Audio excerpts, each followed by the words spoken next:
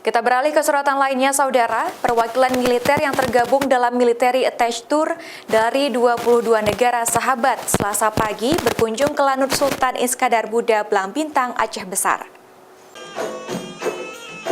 Kunjungan para perwakilan militer dari 22 negara sahabat ke Lanut Sultan Iskandar Muda, Blangbintang, Aceh Besar merupakan serangkaian kegiatan selama mereka berada di Aceh. Selain untuk berkunjung ke sejumlah objek wisata yang ada di Banda Aceh, Aceh Besar, dan Sabang.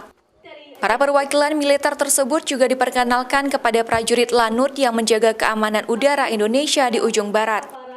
Kegiatan yang berlangsung dari tanggal 5 hingga 9 tersebut merupakan kegiatan rutin tahunan yang diselenggarakan Mabes TNI bersama negara-negara sahabat untuk lebih mengenal budaya Indonesia dan saling belajar untuk lebih baik dalam bidang pengamanan.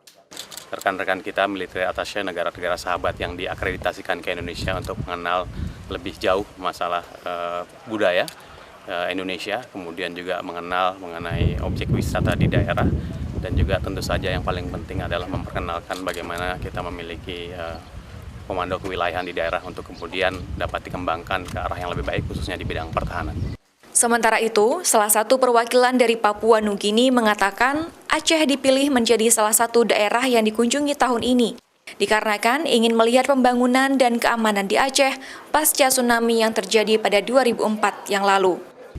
Kami mau seperti inspeksi ya, melihat pembangunan provinsi bagaimana. Tapi dari pesawat kemarin sudah seperti oke sekarang.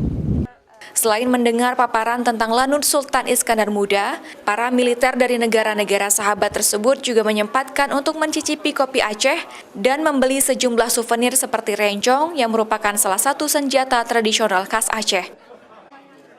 Syahril, Kompas TV, Aceh Besar.